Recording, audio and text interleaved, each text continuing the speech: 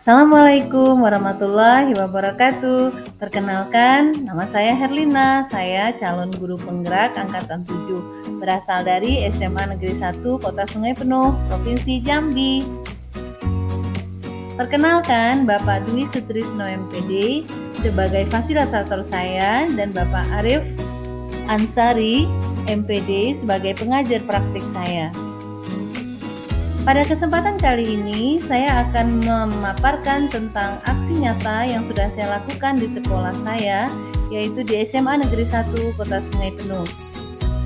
Yang pertama, membentuk keyakinan kelas, kemudian melakukan diseminasi budaya positif dengan rekan sejawat yang sudah saya lakukan. Baiklah Bapak dan Ibu yang berbahagia, silakan disimak.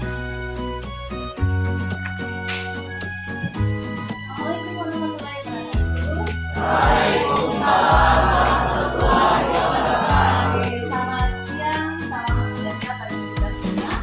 Hari ini kita sudah masuk di jam 5.06 ya. 5.06 kita sudah melaksanakan doa dari pagi, sudah bahagia hari ini.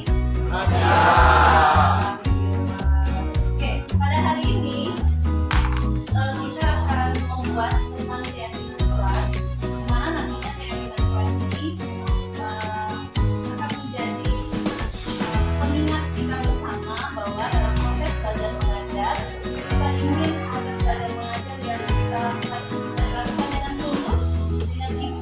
Kemudian tanpa beban yang memaksakan kita dalam proses sehingga acara ini baik. Bisa dipahami? Ada yang ingin ditanyakan? Oke, kalau tidak ada silakan ini Ibu bagikan sticky note-nya dan nanti ini di sini tolong kita bisa tempelkan.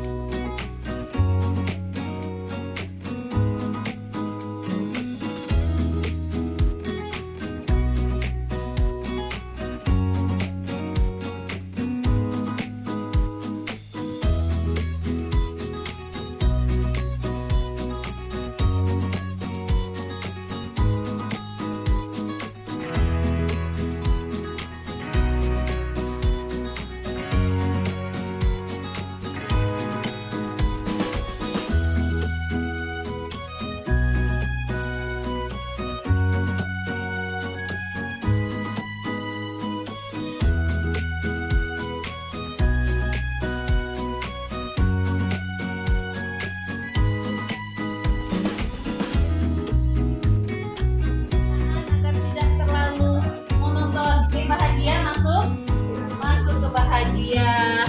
Lanjut, saya ingin suasana kelas tidak ribut sehingga belajar terasa menyenangkan. Oke, masuk ke bahagia. Menginginkan saling menghargai.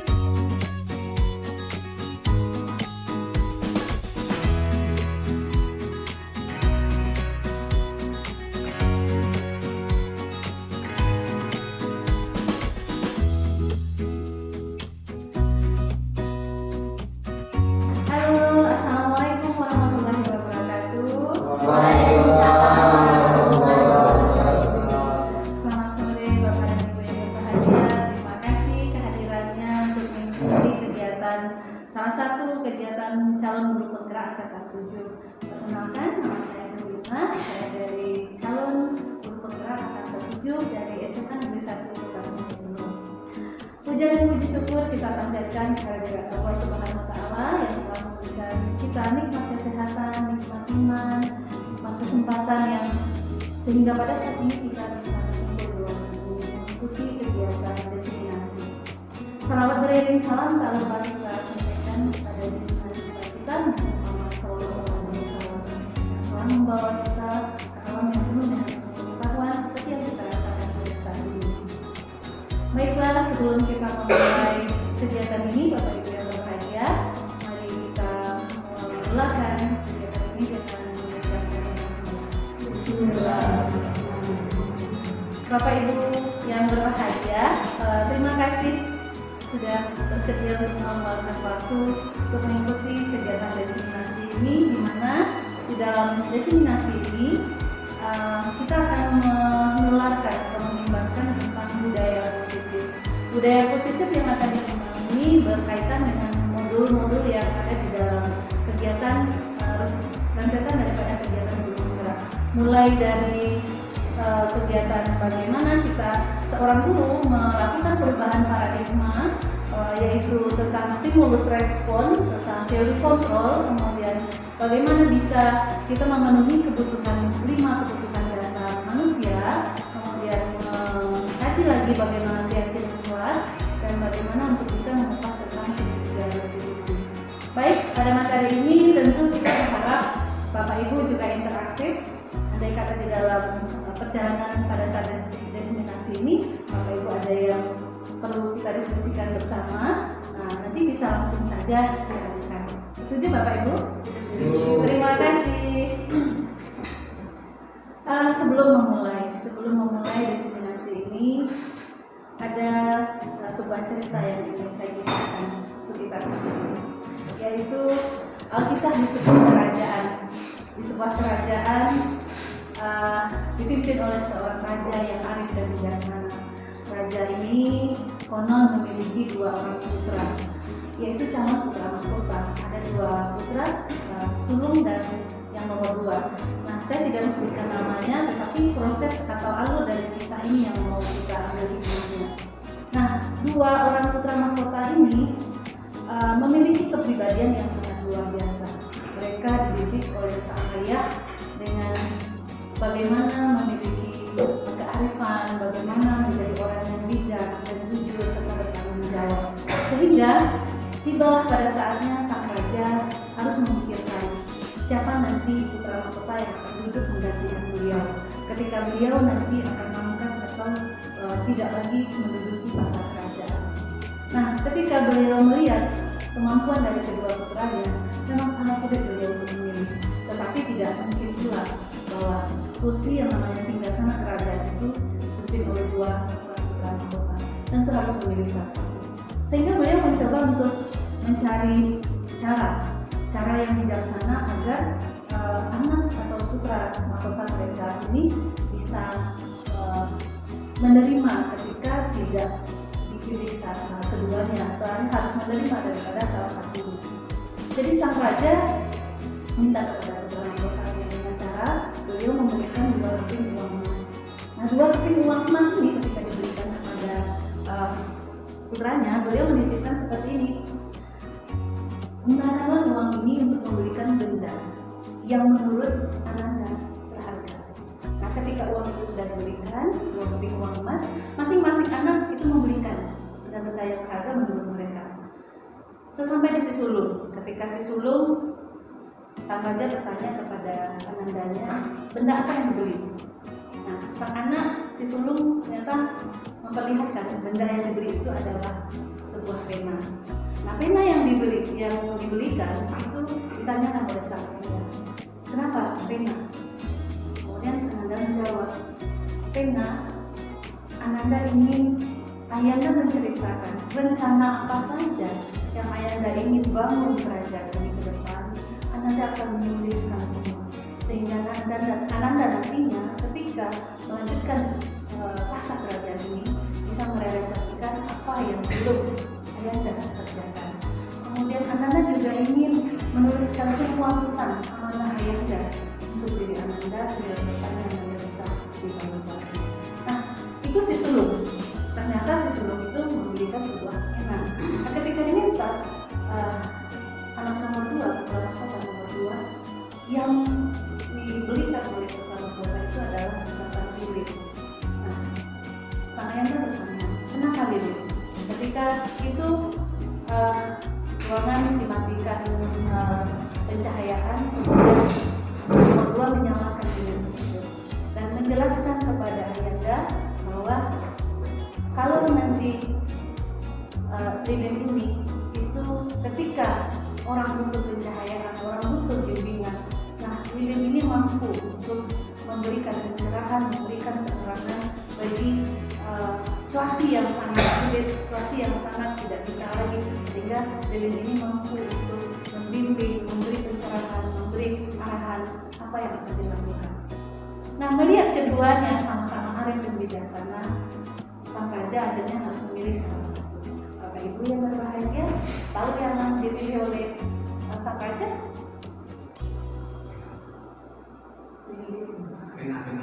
Pena, bijaksana, ini juga bijaksana.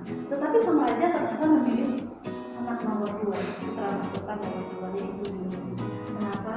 Karena perumpamaan lilin adalah bermanfaat bagi banyak orang. Langsung memberi manfaat, memberi arahan, bimbingan. Nah, andai kata ilustrasi cerita tadi kita ilustrasikan ke diri kita sebagai seorang guru, walaupun lilin itu akan habis lama-lama, tapi manfaat dengan adanya lilin selama memberi cahaya itu sangat luar biasa. Tentunya kepada siapa? Pada peserta didik itu. Oke, baik, terima kasih pada Bapak Ibu yang berbahagia, itu sedikit membuka sebelum kita mengawali lebih lanjut lagi tentang budaya positif. Sambil ngopi silakan Bapak Ibu. Saya akan melanjutkan tentang budaya positif.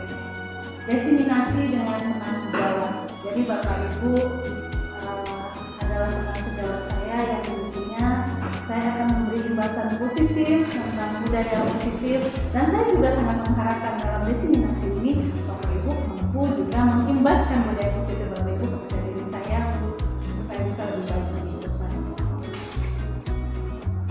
Izin untuk duduk Bapak Ibu.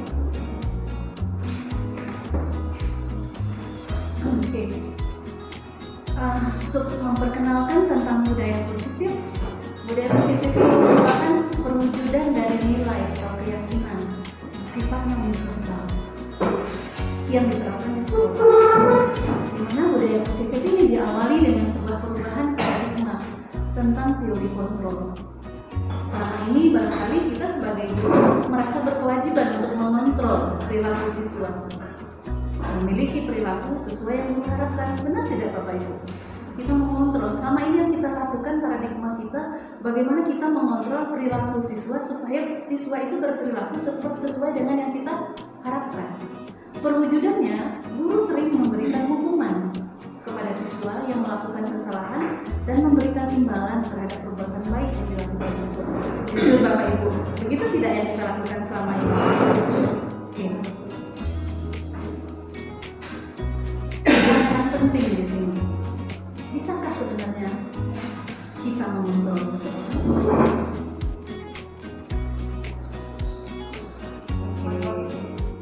Bagaimana Bapak Ibu, bisa tidak kita mengontrol orang lain atau kita mengontrol seseorang?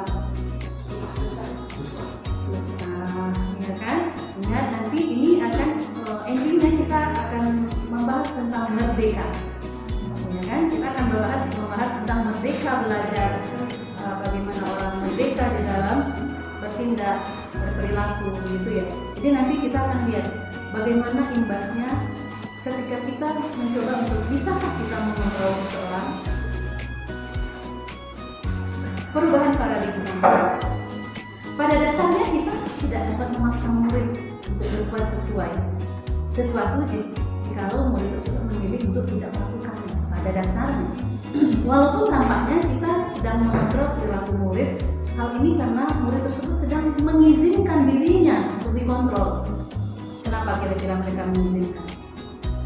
Karena secara atas kita jauh lebih dominan ketimbang siswa, sehingga ya walaupun sebenarnya mereka tidak menginginkan kondisi dikontrol itu, tetapi akhirnya kita melakukan kontrol terhadap siswa, dan secara terpaksa mereka pun mengizinkan kita untuk dikontrol, mereka untuk dikontrol.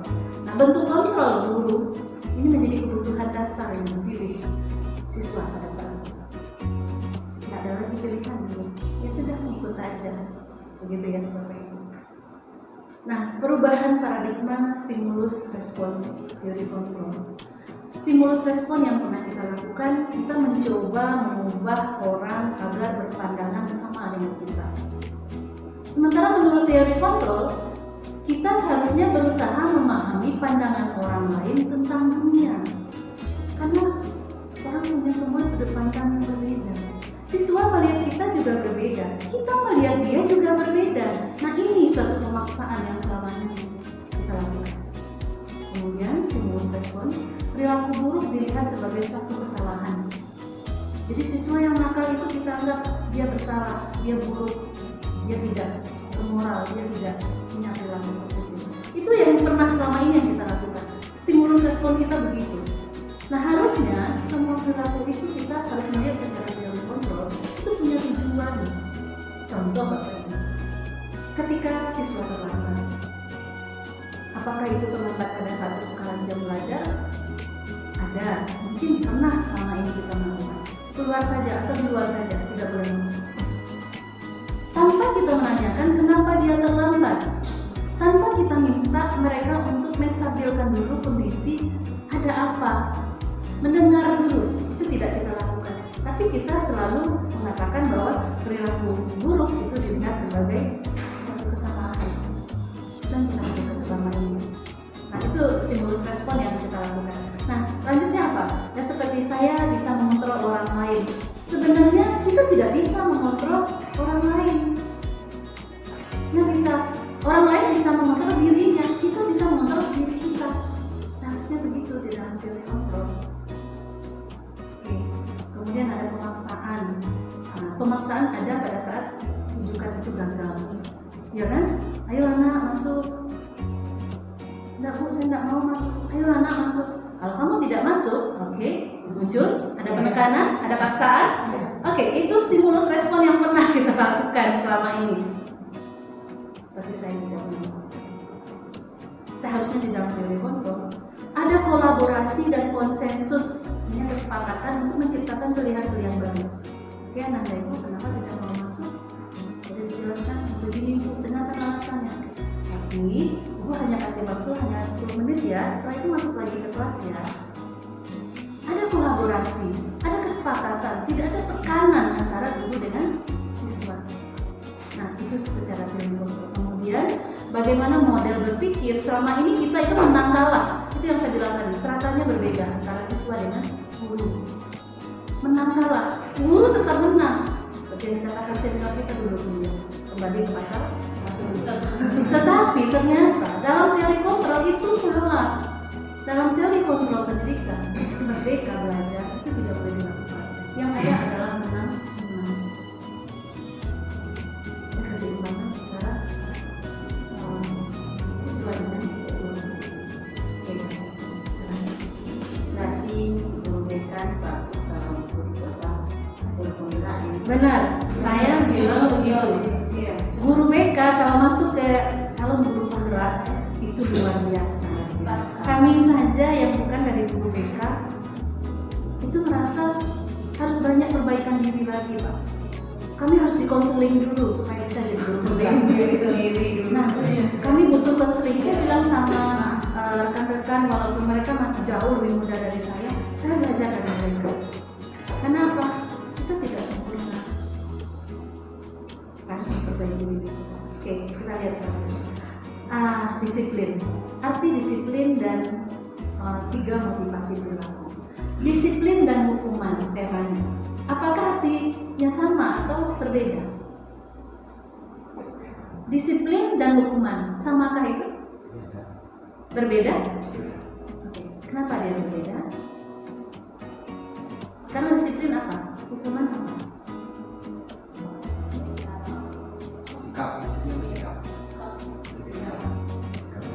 Disiplin adalah sikap, hukuman adalah tindakan.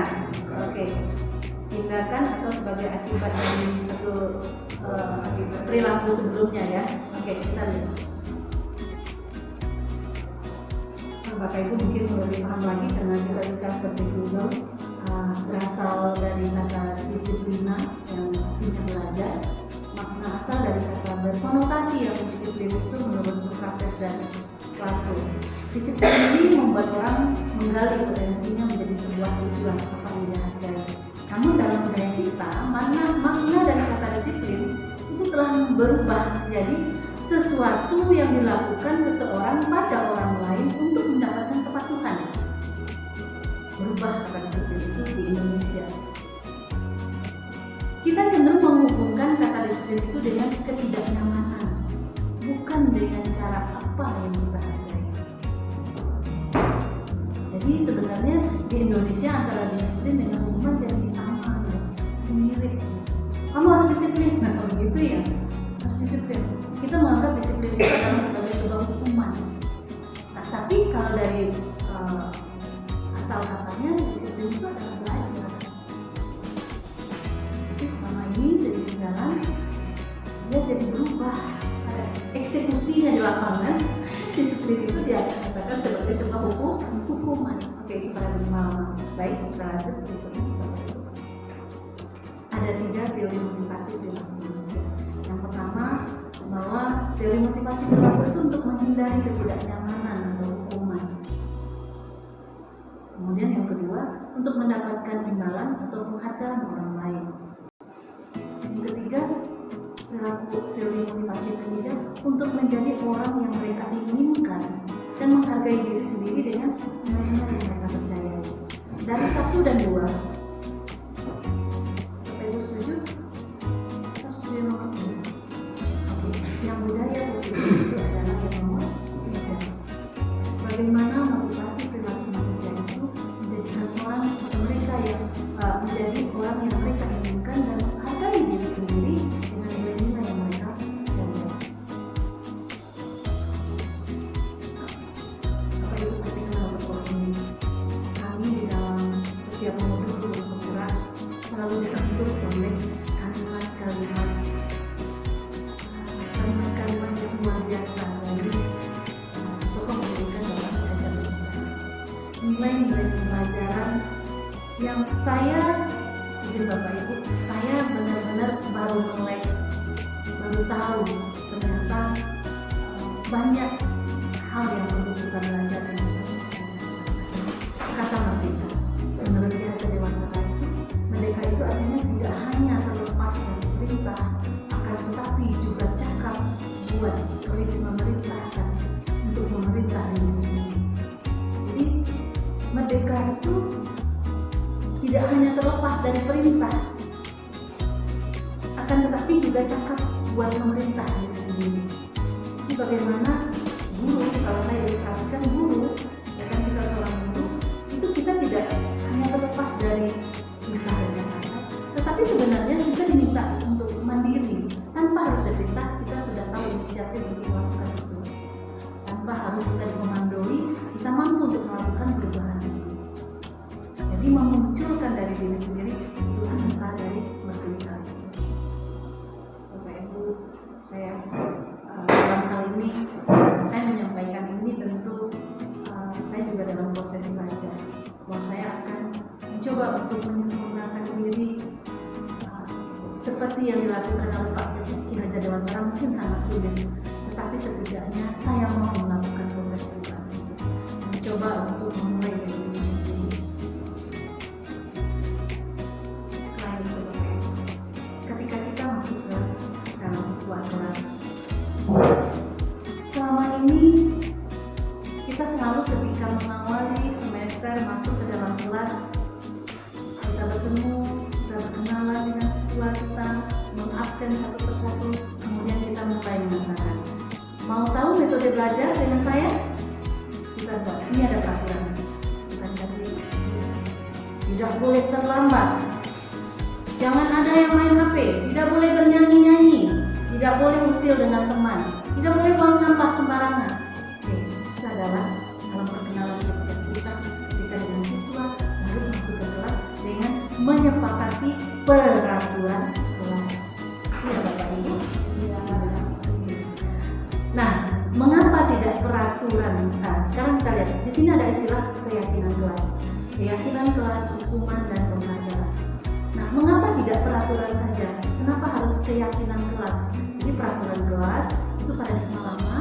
Sekarang di dalam konsep mereka belajar kita diminta untuk membuat yang namanya keyakinan kelas. keyakinan kelas itu isinya adalah nilai-nilai pembelajaran. Kalau saya lebih jelaskan lagi Bapak Ibu, narasi di dalam keyakinan kelas itu lebih halus dan lebih apa ya? Lebih halus, lebih bisa diterima karena yang kita didik itu adalah manusia, mereka punya hati dan perasaan. Jadi narasinya pun itu lebih halus, lebih enak didengar. Bukan peraturan, tapi bentuknya adalah keyakinan kelas. Sehingga nanti keyakinan kelas yang berisi tentang nilai-nilai kebajikan ini bisa melahirkan yang namanya budaya positif. Budaya positif ini tentu tindakan atau perilaku yang dilakukan guru yang akan menentukan lingkungan yang akan diterima oleh siswa saat belajar dengan kita. Nah, kalau gurunya mau marah-marah saja dalam kelas, atmosfer di kelas itu juga akan terasa lebih panas. Ya Bapak Ibu, setelah saya mengikuti proses baru beberapa bulan di dalam calon guru penggerak ini, saya mulai perlahan-lahan mengubah itu Bapak Ibu. Saya bawa itu adik, saya gantung di dalam tas saya supaya saya dingin. Ketika saya dingin, siswa saya juga dingin.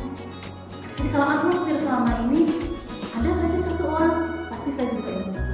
Tapi setelah mengikuti proses yang luar biasa bersama teman-teman karena calon guru penggerak, saya rasa bahwa AC terus lebih.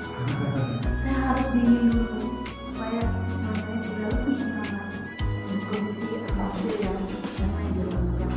Sehingga apa? Setelah membaca doa, setelah Asmaul Husna, kemudian saya absen. Habis itu saya tanya, apakah semua di kelas ini berbahagia hari ini?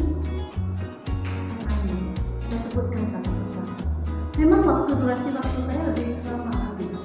Tetapi yang namanya belajar, mereka bisa melanjutkan dulu pembentukan karakter ada di sini. Itu yang tidak bisa dilakukan oleh teknologi apapun. Izin saya untuk mengingatkan kita semua.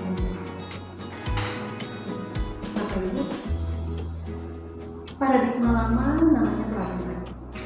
Di dalam konsep Merdeka Belajar itu namanya keyakinan kelas. Mana peraturan? Selalu kembalikan buku ke tempatnya. Ini kan ada semacam bentuk perintah. Nah, keyakinan kelas, kalimat itu berubah bersama untuk bertanggung jawab. Jadi dia akan tahu, oh dia mengambil buku contoh kejadian mungkin di perpustakaan atau di buku di dalam kelas ada literasi, ya ada sudut literasi. Jangan kita paksakan lagi kalimatnya, selalu kembalikan buku pada tempatnya. Tapi kita katakan bersama kita bertanggung jawab. Tapi mereka tahu, oh buku ini diambilnya di rak tadi yang di atas, di rak yang di bawah. Kita yang mengimbaskan mereka untuk bagaimana menjadi pribadi yang bertanggung jawab. Narasi kita menjadi keyakinan kelas itu menjadi tanggung jawab bersama. Kemudian dilarang mengganggu orang lain. Itu di dalam peraturan kelas. Tetapi di dalam keyakinan kelas bukan kalimat dilarang mengganggu orang lain, tetapi bersama kita menghormati orang lain.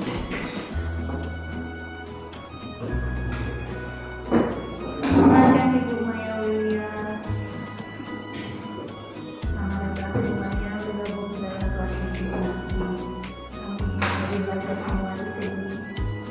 Oke, saya lanjutkan. Di dalam peraturan yang dibuat oleh paradigma lama, hadir di sekolah 15 menit sebelum pembelajaran dimulai.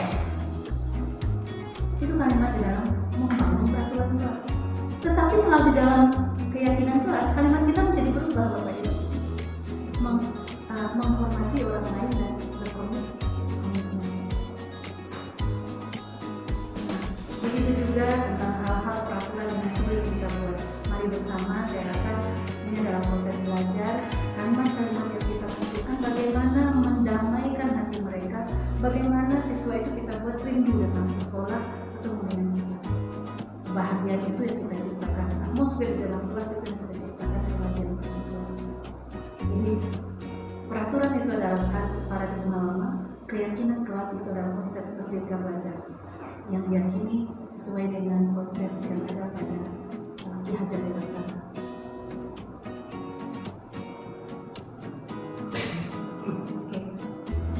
Dihukum oleh penghargaan. Terkadang penghargaan itu kan sebenarnya positif ya Bapak Ibu ya. Kita penghargaan, kalau Bapak Ibu penghargaan biasanya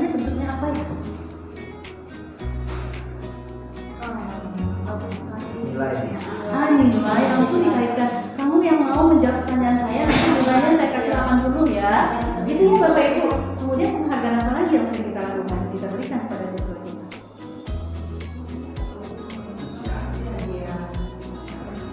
Iya. Hadiah berbentuk hadiah mungkin benda gitu ya. Bahkan bisa jadi uang gitu ya. Memberikan mereka Rp5.000 untuk menjawab satu pertanyaan. Itu kan semacam bentuk penghargaan. Tetapi ingat Bapak Ibu, tidak selalu penghargaan itu berdampak positif. Didukung oleh penghargaan. Untuk pengaruh jangka pendek dan jangka panjang, ada penghargaan yang tidak efektif, penghargaan hukum, penghargaan itu ternyata bisa merusak hubungan, penghargaan itu ternyata bisa mengurangi kecepatan. Dihukum oleh penghargaan. Pengaruh jangka pendek dan jangka panjang. Penghargaan itu berlaku untuk mendapatkan seseorang melakukan sesuatu dalam jangka waktu pendek. Kita kan mau mengubah yang cepat. Kita kasih penghargaan, akhirnya kita udah ini selesai masalah satu orang, kita perbaiki si C lagi. Nah si B ini kita coba perbaiki lagi, kita kasih penghargaan, lanjut deh si D lagi gitu ya. Karena kita membutuhkan siklus ini supaya bisa. Tapi ternyata tidak selamanya dengan cara penghargaan itu bisa positif efeknya. Nah, jika kita menggunakan penghargaan lagi dan lagi, maka orang tersebut akan bergantung pada penghargaan yang kita berikan. Serta dia akan kehilangan motivasi dari dalam. Tunggulah ibu tuh kasih saya hadiah dulu baru mau saya. Tunggulah bapak tuh kasih challenge dulu, ada tantangan yang untuk nilai 80 baru mau saya belajar. Akhirnya ada ketergantungan yang terbentuk di sana. Jadi tidak ada keinginan yang terbentuk sendiri dari dalam. Dia harus butuh dari luar dorongan. Tapi kan Bapak Ibu harus ingat, kan kita tidak selalu selamanya dengan siswa kita. Dia akan beranjak lagi ke tingkat jenjang yang lebih tinggi, jenjang yang lebih tinggi lagi. Tidak mungkin kita selalu dampingi mereka. Nah itulah di saat kita harus mengingat ternyata penghargaan itu tidak selalu membawa dampak yang positif. Oke Bapak, saya masuk dalam kebutuhan dasar manusia. Siswa kita adalah manusia, kita juga manusia. Interaksi kita dengan siswa itu harus saling kenal dulu. Harus saling kenal dalam artian kita harus tahu peserta didik kita ini siapa. Dan kita harus bertanya pada diri kita, apakah kita siap untuk memberikan yang berharga untuk mereka, untuk ilmu. Oke, kita lihat kebutuhan manusia itu adalah konsentrasinya dulu. Kebutuhan manusia itu ada 5, ada belonging, ada power, ada freedom, ada fun, dan sesuatu yang belonging. Belonging ini adalah kebutuhan akan kasih sayang dan rasa diterima. Sayangnya, siswa kita juga punya. Mereka punya rasa kasih sayang. Mereka saudara di rumah mungkin baru berantem dengan saudaranya, dengan adiknya, dengan orang tuanya. Sampai di sekolah dapat lagi wajah kita yang manyun, yang langsung awal, kamu kenapa terlambat? Sudah kamu keluar saja. Ini akan menjadikan suasana itu sudah tidak nyaman lagi siswa. Nah, kita harus menyadari mereka manusia, kita juga manusia. Kita kenali diri kita, mereka juga mengenali diri mereka. Belonging, rasa kasih sayang dan rasa ingin diterima. Di mana? Di kelas itu. Jangan sampai ada anak yang dibully, jangan sampai saling memusuhi di dalam kelas. Ini belonging. Menciptakan bagaimana kita dan siswa itu punya ikatan kasih sayang antara guru dan siswa. Kemudian power. Sifat dasar atau kebutuhan dasar manusia itu adalah kekuasaan. Enggak, itu kebutuhan dasar manusia. Saya ingin punya power di sekolah supaya orang dengar saya, supaya orang perhatikan saya, supaya saya punya pengikut atau punya kelompok gitu ya. Siswa juga begitu. Dia punya power juga. Jangan kita merasa dulu saja yang punya power. Karena ingat tadi, kita harus tahu dulu peserta didik kita juga manusia. Kebutuhan dasarnya sama. Sehingga apa? Ada ego yang harus diimbangi dengan kita sebagai pendidik dengan siswa sebagai peserta. Kemudian yang ketiga ada freedom.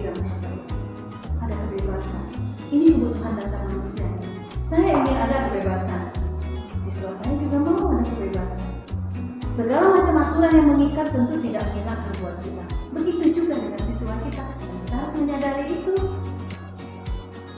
Karena mereka juga manusia. Yang keempat, bahagia. Sifat atau kehidupan dasar manusia yang butuh bahagia. Kita butuh bahagia, Bapak Ibu? Siswa juga begitu. Kenapa kita kekang kebahagiaan mereka?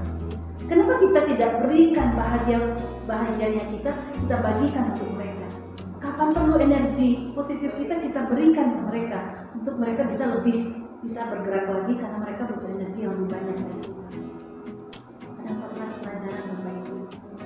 Ada 14 mata pelajaran. Kita hanya satu. Izin Bapak Ibu. Kita pernah merasakan itu juga, tetapi dengan paradigma lama. Sekarang sudah konsep merdeka belajar. Apa kita tidak mau mengenal itu?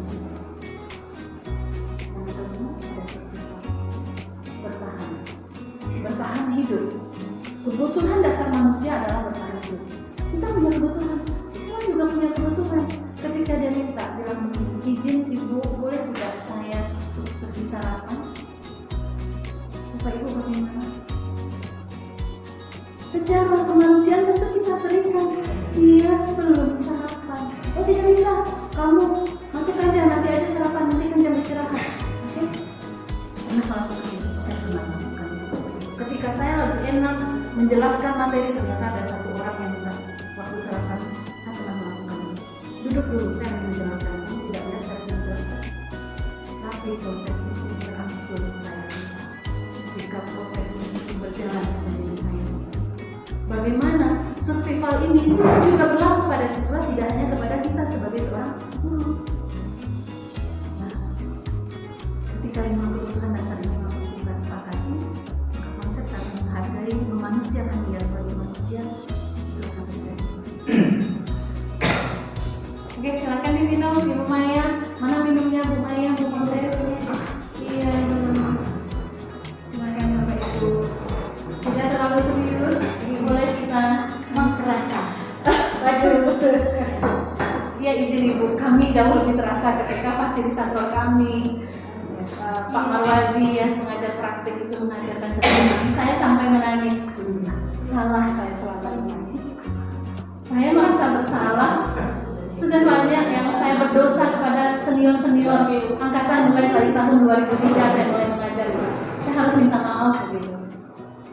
Iya Bu, ketika menerima ini kami saling meneteskan air mata. Kenapa? Sudah terlalu banyak kesalahan yang saya lakukan kepada siswa saya yang mulai saya jadi guru itu 2003. Saya harus minta maaf Bu. Sehingga kalau memang saya dikasih waktu untuk bertemu mereka, saya ingin memeluk mereka. Saya ingin minta maaf kalau cara saya selama ini kurang mendidik, bahkan tidak mendidik. Karena itu ya keterbatasan ilmu saya pada saat itu. Oke, seperti itu. Bapak Ibu lihat ada tangan yang membantai, kemudian dia memaksa untuk melepaskan itu. Ibu guru bilang, aku tidak boleh bersenandung sewaktu mengerjakan tugas. Katanya, kelas harus tenang, tidak ada suara. Padahal aku kan suka dan senang menyanyi. Ini kebutuhan apa itu? Kebutuhan freedom, kebutuhan kebebasan. Kita langsung bilang, kamu bisa tenang tidak? Ayo, kamu bisa diam tidak? Saya pernah melakukan itu. Makanya saya termasuk orang yang beruntung bisa masuk ke dalam kelas guru penggerak ini karena memang luar biasa. Nilai-nilai yang diberikan kepada. Selanjutnya Bapak Ibu, Ibu guru tidak menyapaku hari ini. Padahal aku pakai jilbab baru. Ini kebutuhan apa? Kebutuhan kasih sayang, ingin diterima. Kok Ibu nggak perhatiin saya? Saya lagi punya kotak pensil baru, tak bisa apa sama Ibu. Ada anak yang dia punya karakter seperti itu, ingin disanjung. Ada pula anak yang dicuekin aja dia sudah senang, tapi kalau justru diperhatikan dia tidak senang. Nah seperti itu Bapak Ibu. Kita yang sebagai guru sebaiknya harus lebih dulu kenal dengan mereka. Bukan kita yang minta untuk dikenal. secara strata sudah berbeda, usia mereka pun berbeda. Menyadari itu tidak guru akan lebih baik. Kemudian coba ada teori kontrol, ada 5 posisi kontrol. Kita bisa lihat ada 5 posisi kontrol. Pertama, guru itu bisa sebagai penghukum, kita bisa sebagai pembuat orang merasa bersalah, kita bisa sebagai teman, kita bisa sebagai pemantau, kita bisa guru sebagai seorang manajer. Coba kita lihat yang pertama, sebagai penghukum. Guru biasanya kalau sebagai penghukum itu menghardik, menunjuk-nunjuk, menyakiti, bahkan menyindir secara biasa. Melakukan itu Bapak Ibu kepada siswa, kamu gitu, iya kan? Nah, yang pernah kita lakukan itu sebenarnya kita lagi memposisikan secara teori kontrol, kita lagi memposisikan diri kita sebagai penghukum. Bahkan kita katakan misalnya, kalau kamu tidak melakukannya, awas ya, kamu akan merasakan nilai. Apakah bentuk nilai atau memang dia disisihkan? Kalimat itu yang keluar. Sehingga apa? Hasilnya apa Bapak Ibu? Akibat kita sebagai penghukum ini memposisikan diri kita, sebenarnya kita lagi membentuk siswa itu menjadi pemberontak. Kemudian dia akan mudah menyalahkan orang lain. Oh enggak, saya Bu, dia yang mulai. Karena dia dalam posisi ditekan tadi. Kemudian apa? Untuk menyelamatkan diri, kita lagi membentuk pribadi yang menjadi pribadi yang pembohong. Ini dia berbohong. Bukan saya Bu, juga bukan dia. Nggak tahu siapa Bu. Jadi ketika kita menjadi penghukum, memposisikan diri kita sebagai penghukum, sebenarnya kita lagi membentuk mereka, mendidik mereka sebagai menjadikan mereka pemberontak, kemudian menyalahkan orang lain, kemudian mulai membentuk dirinya menjadi seorang yang pembohong. Posisi kita sebagai penghukum. Sehingga apa? Bagaimana sebenarnya kaitan dengan dunia berkualitas? Sebenarnya pada posisi penghukum, murid itu meletakkan gurunya itu sudah di luar dunia berkualitas. Ingat Bapak Ibu, ketika kita sedang marah, dia itu sedang menilai kita sesuai. Ayo semangat itu. Sejauh ini dia lagi menilai kita sebenarnya Bapak Ibu, ketika kita lagi memposisikan diri kita sebagai penghukum. Dia lagi berpikir meletakkan gurunya itu di luar dunia berkualitas. Ada itu.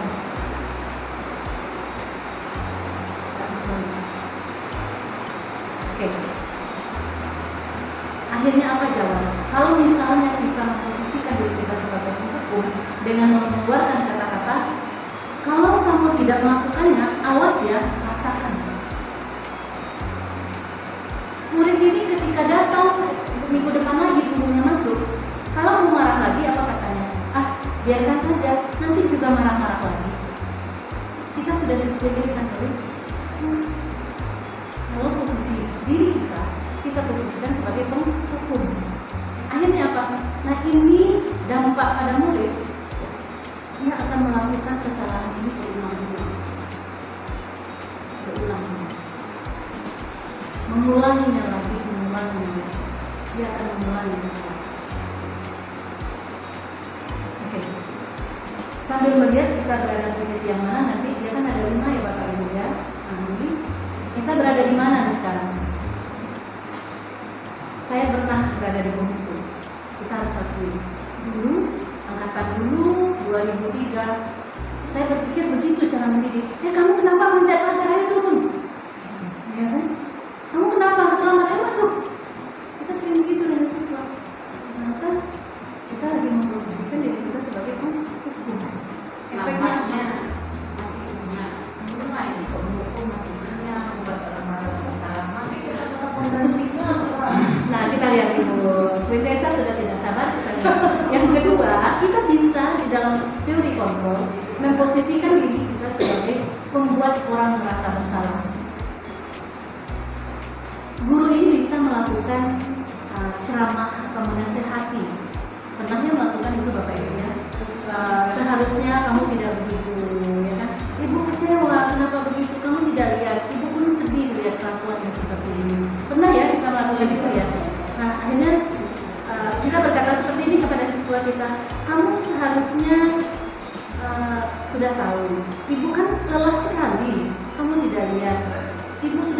dari pagi tadi sampai sekarang. Nah, akhirnya kita yang menyerahkan isi hati kita kepada siswa. Pernah tidak melakukan itu? Apa yang terbayang dengan siswa? Tapi saya ini udah merepotkan ibu. Ibu Aisyah itu. Berarti ibu dia capek gara-gara saya. Kan begitu ya? Kita yang menciptakan rasa bersalah di otaknya dia, di pikirannya anak ini, di pikiran siswa itu kita yang ciptakan dengan kata-kata yang kita keluarkan tadi. Pernah tidak melakukan itu? Guru yang lagi curhat dengan siswanya, ya kan, bukan siswanya lagi yang curhat tentang capek bikin tugas. Nah, hasilnya apa? Siswa itu jadi malas untuk terbuka, dia menyembunyikan rasa. Kan hasilnya begitu ya Bapak Ibu. Siswa itu nggak mau lagi, dia bilang dia tidak mau lagi bikin masalah, akhirnya dia menyembunyikan. Dia cenderung untuk tertutup, menyembunyikan, bahkan menyangkal, bahkan berbohong. Posisi membuat orang merasa bersalahnya. Nah, ketika kalau dikaitkan dengan dunia berkualitas, murid ini meletakkan guru ini di dalam dunia berkualitas agak lebih baik daripada sebagai penghukum tadi. Nah, murid berkata apa? Maafkan saya, maafkan saya, maaf, enggak lagi, enggak lagi. Nah, dampaknya bagaimana? Dampaknya luar biasa Bapak Ibu. Siswa bisa merasa rendah diri. Kalau selalu itu yang kita lakukan, memposisikan diri kita sebagai membuat orang merasa bersalah. Tidak ada rasa kepedean yang muncul karena kita sudah mendaunkan dia. Dia menjadi minder. Oke Bapak Ibu, kita lanjut. Kita yang mana? Pernah juga. Pernah juga yang nomor 2. Ayo sepakat sambil minum dan ngopi. Minum air dulu ya, silakan ngopi. Berarti Bu, Iya, silakan. untuk selama jadi guru mulai dari SMP sampai SMA itu mulai yang pernah dibaca-baca, saya secara guru pribadi itu pernah ada di hukum membuat orang merasa bersalah dan sampai di teman. Nah, Sampai di teman. Untuk memantau belum. Untuk memantau belum, manajer apalagi ya. Ya, kalau untuk manajer apalagi. Nah, kalau untuk ini sebenarnya sih kita itu tergantung dengan toleransi kita. Semakin banyak kita bertanya, semakin banyak kita belajar, kita akan menjadi pribadi-pribadi yang lebih baik. Contoh, waktu dulu kita tidak usah ke nama institusi. Waktu dulu Mas pernah belajar karena di dalam proses pembelajaran atau berada di lingkungan dengan guru itu tidak seenak dengan berada di sekarang, sehingga pribadi kita cenderung ke hukum karena kita tidak adanya teman untuk tempat bercerita, tempat bertukar pikiran. Tapi alhamdulillah sekarang baru sampai di tahap teman. Nah, pertanyaan selanjutnya, pernah menangani murid itu udah dibawa ke arah teman, tidak bisa, membuat bersalah juga tidak bisa, penghukum malah menjadi. Itu juga problem sekarang dengan mempelajari bagaimana untuk menindaklanjuti anak ini. Ya, berarti Pak Ade di sini, baik Bapak Ibu, berarti salah satu rekan kita, Pak Ade, beliau kan di bidang guru mata pelajaran olahraga ya. Yang menghendaki siswa itu lebih banyak motoriknya, begitu tentu tingkat kesulitannya pun jauh lebih apalagi ya. Dengan berbagai macam tingkah, dengan emosi yang tidak terkontrol juga karena sudah capek lelah tadi ya. Kita lihat lagi, posisi kita masih ada 2 lagi. Kalau Pak Ade tadi sudah berada pada posisi teman, saya baru menjelaskan di posisi 2, sudah berada pada posisi teman itu sudah luar biasa. Pemantau dan manajer. Oke Bapak Ibu, saya jelaskan sedikit yang teman. Pak Ade ya, nanti kita lihat bagaimana posisi diri kita sebagai pemantau dan manajer. Nah, sebagai teman, kita membuat alasan-alasan untuk muridnya. Nah, alasan-alasan apa? Ya bagaimana kita selalu layaknya seumur. Kita nanti begini ya, jadi begini ya, nanti supaya begini sepakat tidak begini. Nah begitu. Jadi ada semacam nada yang agak sedikit flat, datar, untuk kita mengimbangi dia mau mengikuti arahan dari kita. Tapi dengan menggunakan kalimat yang mampu untuk mereka terima. Nah misalnya, ayolah lakukan demi ibu atau demi bapak.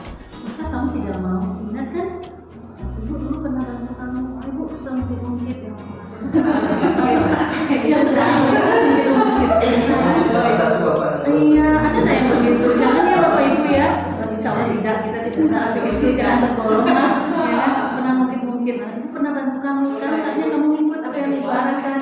Nah itu teman juga bisa begitu. Nah kemudian apa hasilnya kalau sudah begini? Ada semacam bentuk ketergantungan. Kalau sudah jadi kita satu level dengan dia, dengan teman dan dengan kita, dia ketergantungannya akan tinggi dengan kita. Apakah itu sebagai teman curhatnya dia, HP kita yang berbeda, kita salah. Nah, posisi teman itu sulitnya juga di situ. Sehingga apa? Bukan salah ibu, sebenarnya salah di mata orang yang mau kamu. kaitannya dengan dunia berkualitas. Murid itu meletakkan guru itu di sebagai orang yang sangat penting di dunia ini. Maka lebih penting dari orang tuanya. Dia mesti ngikut kita, kalau dia ikut orang tuanya. Karena dia sudah merasa guru ini percaya dengan saya, sudah terlalu dekat dengan saya, ini saudara saya, ini kepercayaannya saya. Nah sehingga apa? Murid akan berkata, saya pikir bapak ibu adalah teman saya. Ternyata memang begitu. Nah dia mulai meyakini kita, bapak ibu hati-hati. Ingat, kenapa? Dia akan bertumbuh berkembang, kita akan perlahan-lahan berpisah. Nah itu dia tadi. Secara fisik kita tidak mungkin mengiringi dia selalu ketika dia mungkin akan beranjak lagi ke perguruan tinggi. Sehingga posisi ini tidak boleh terlalu lama. Oke. Kemudian kalau dampak pada siswa dia akan lemah, tidak mandiri dan ketergantungan. Ini dampaknya pada siswa. Kalau lama kita berada di posisi pemantau. Bapak Ibu kita lanjut bagaimana di posisi pemantau. Di posisi pemantau ini guru itu sifatnya menghitung dan mengukur. Apa misalnya? Apa peraturannya? Atau misalnya apa keyakinannya? Keyakinan itu boleh keyakinan kelas, kalau ini misalnya di dalam sekolah, apa keyakinan atau yang sudah kita sepakati sebelumnya. Lebih banyak kalau pemantau ini melihat apa yang sudah dilakukan disepakati sebelumnya sebagai fungsi pemantau. Nah hasilnya apa? Menyesuaikan diri karena dia sadar dia lagi diawasi. Dia menyesuaikan diri, kemudian dia sadar bahwa dia sedang diawasi. Nah kaitan dengan dunia berkualitas, murid meletakkan guru ini guru dan peraturan dan hukum ini dunia berkualitas. Ini tidak bisa ini tidak bisa saya sembarangan. Ini harus saya sebut dari guru saya. Dia mulai menyadari ini guru saya nih. Karena apa? Oh iya, kan ada kesepakatan yang kita buat sebelumnya. Beliau mengingatkan lagi, kita guru mengingatkan lagi kepada siswa. Ada enggak keyakinan kelas yang sudah kita sepakati sebelumnya? Apa yang kita sepakati sebelumnya? Kita mengingatkan itu saja. Jadi siswa itu merasa, ini bukan marah per poin, tetapi dia mengingatkan kita secara general. Ada enggak kita sepakati yang benar? Coba diingatkan. Ini sebagai pemantau. Oke. Apa kata murid? Berapa banyak bintang yang harus saya peroleh? Berapa halaman yang harus saya tulis kalau sebagai pemantau? Kenapa? Kita sebagai pemantau, memposisikan diri kita sebagai pemantau itu selalu membuat ukuran. Sebelumnya itu kita sudah tahu nih kesepakatan yang kita sepakati sebelumnya. Ada ukuran, ada hitungan. Ingat, misalnya kesepakatan kita kemarin ada 5 ya. Jadi siswa ini setiap bergerak dia selalu ingat. Sehingga apa? Yang muncul nanti maka siswa itu akan menitik beratkan pada sanksi atau hadiah untuk melakukan sesuatu. Ya karena motivasinya kurang tadi dari diri sendiri. Tapi selanjutnya fungsi yang ini idealnya guru itu fungsinya sebagai manajer. Bagaimana mengajukan guru itu tujuannya mengajukan kepada kita. Ketika kita ada satu kasus di dalam kelas, kita tidak dengan melakukan seperti sebagai hukum tadi, membuat orang bersalah atau teman atau memantau, tetapi kita mencoba untuk menganalisis dengan mengajukan beberapa pertanyaan. Misalnya apa? Katakanlah kasusnya apa ya? Yang menarik apa ya Bapak Ibu? Yang sering dilakukan? Kemarin bully. Bully, ya kan? Bully. Ini menarik kasus bully. Bapak Ibu. Kasus bully. Nah, misalnya dikatakan kemarin kamu berkumpul pada lain atau misalnya duduk di mana ya? Sama siapa saja? Pasti bagian nanti ada diskusinya. Tapi boleh tidak kita tahu? Nah, diskusinya apa ya? Dibicarakan itu apa ya? Nah, ini bicara begini, bicara begini. Nah, dalam konsepnya coba lihat. Ketika kita lagi pembahasan yang tidak ada di benak kita, kemudian kita lagi seyogianya itu apa seperti itu? Kita akan bertanya, menyampaikan beberapa pertanyaan dengan tidak langsung menjudge atau menghukum dia, tapi menganalisis melalui pertanyaan. Seperti kalau polisi itu ini dijelasin apa ya? Apa istilahnya di dalam berita Pak?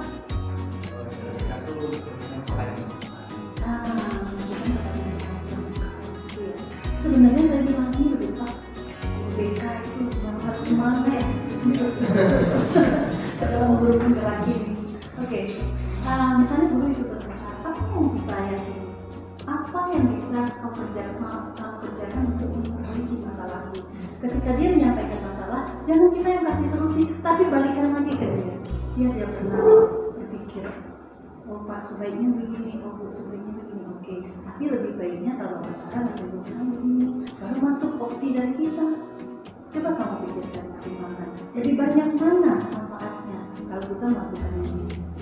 Nah coba kita pikirkan. Nah artinya kita sebagai manajer mengelola siswa itu, memanage siswa itu untuk mampu menjadi mandiri menyelesaikan persoalan itu. Sehingga apa? Dia mengingat.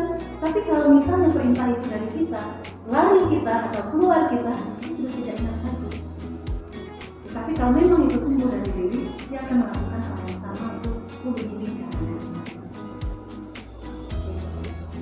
Hasilnya adalah kita mampu menguatkan pribadi siswa, menguatkan kepribadian.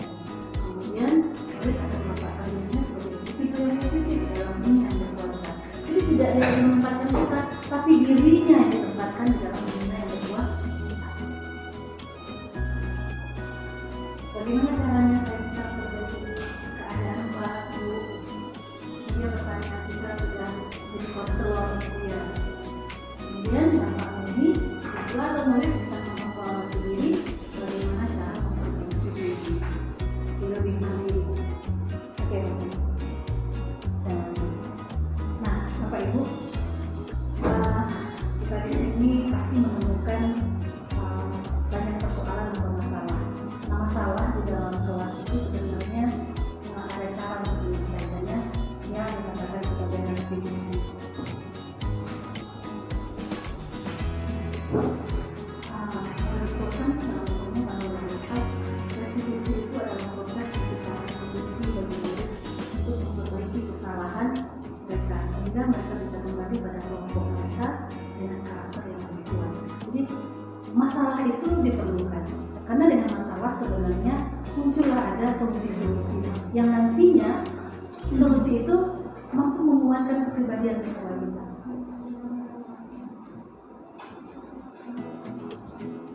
Bapak Ibu, saya langsung saja ke studi diskusi. Ini Bapak Ibu, bukan salah satu, berarti ini ada tiga dimensi. Ini dimensi pertama, ini dimensi kedua, dan ini dimensi ketiga.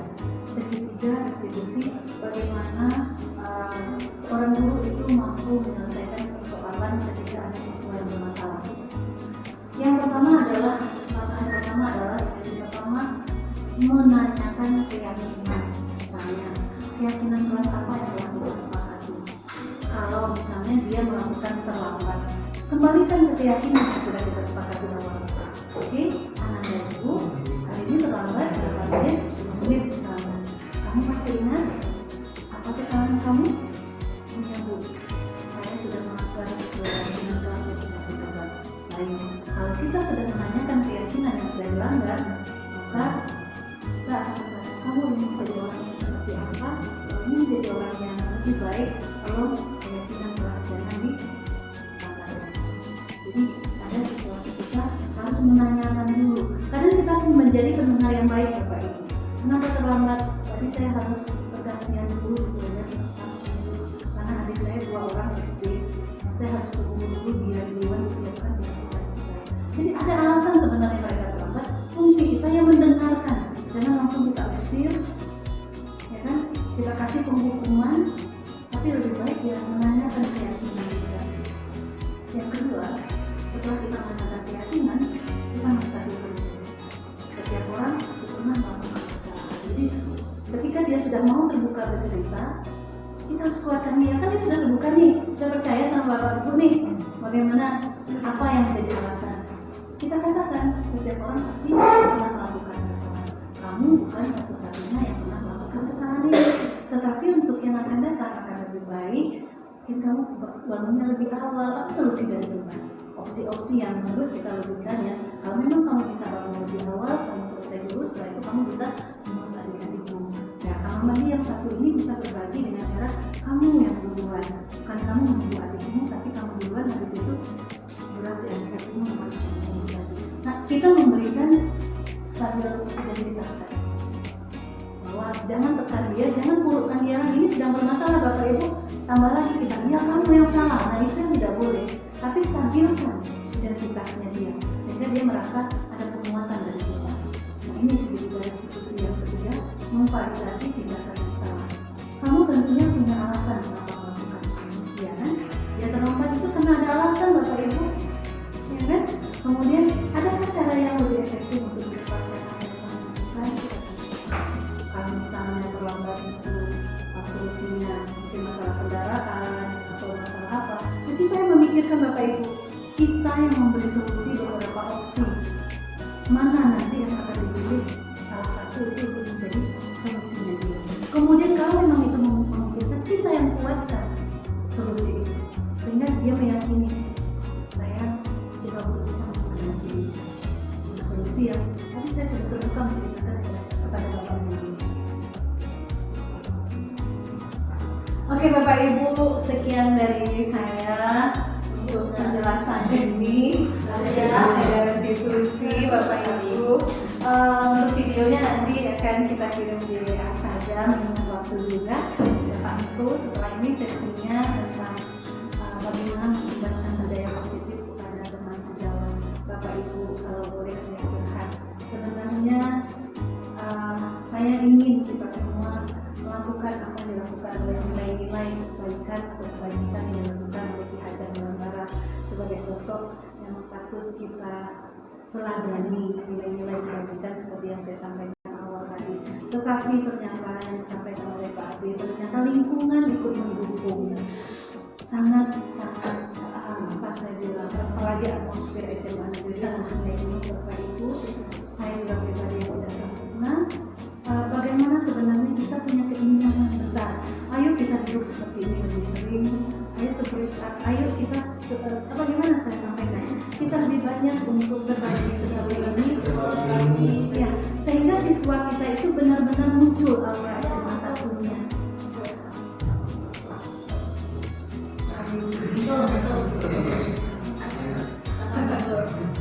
Saya bilang saya jujur Bapak Ibu, saya semenjak mengikuti iklan guru penggerak ini, saya semakin hati-hati bersama dengan siswa.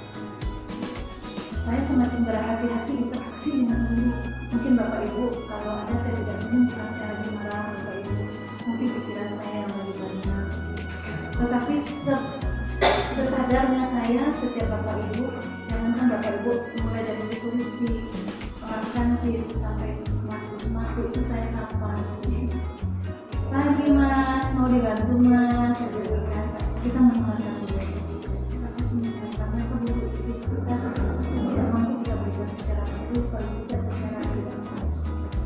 Sekian dari saya Bapak Ibu, mudah-mudahan ini bermanfaat. Terima kasih atas perhatian Bapak Ibu. Jika ada terdapat